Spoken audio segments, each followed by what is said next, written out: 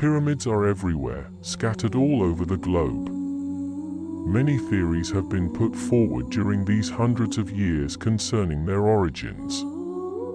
However, more and more facts are revealed in favor of the fact that the pyramids are technical structures.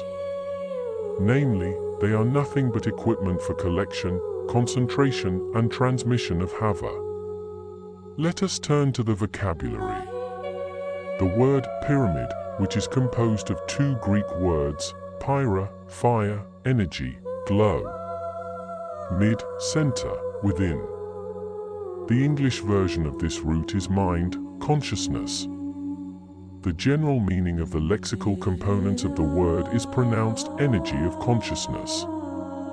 Confirmation of the idea that the pyramids collected exclusively negative psi energy comes from the times of the ancient Aztecs and Maya, when sacrifices were made on the tops of these majestic structures, hearts were cut out and heads were chopped off.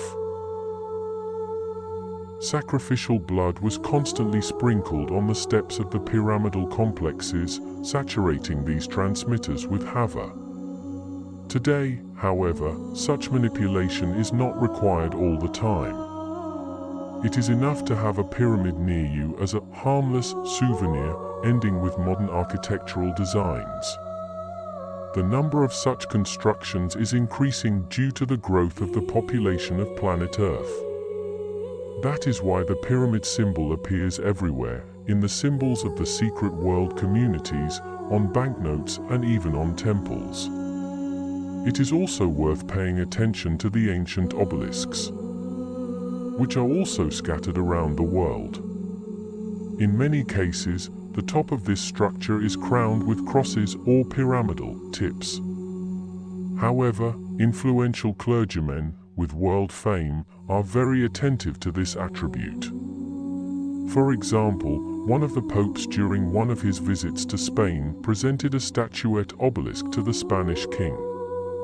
At present, the obelisk statuette, covered with Egyptian hieroglyphs, is kept in the Prado Museum. So what does an ancient Egyptian symbol have to do with Southern European culture? Statue of Emperor Octavian Augustus. 1st century. Statue of Emperor Tiberius. Karnak, a fragment. Statue of Emperor Nero. 1st century. If it were not for the signatures under the statues, one could easily mistake the Roman emperors for Egyptian pharaohs. This somewhat clarifies the picture of why you can find the above obelisks in many cities, and why it is the Pope who gives the Spanish king an overseas souvenir. The obelisk carries the symbol of masculinity, and the sun cross on top of it has the meaning of the One. No matter how you look at it, they are also pyramids, only greatly elongated. And they also have a top, a pyramidion. There is information that earlier the obelisk was crowned with a magic crystal. Egyptians placed steles to commemorate the victims on the territory of temples and memorial complexes, and also on the places of mass death of people who died in the fire of space disaster. The tradition to install obelisks at the sites of mass graves and memorial complexes arose later and preserved till now, though the burning pyramid on the obelisks was almost everywhere replaced by a star or a cross, which in general does not contradict the initial mythological symbolism of the obelisk as a place of cosmic catastrophe. It is worth saying that the cross is the most ancient symbol of the sun, life and immortality, brought by the solar gods from Hyperborea. If we consider the obelisks as concentrators of the undiscovered energy of the dead, the supposed rays of death, everything is very coherent and logical. These antennas entangle the whole territory of the planet in a single network of the field fed by the energy of billions of people murdered at all times.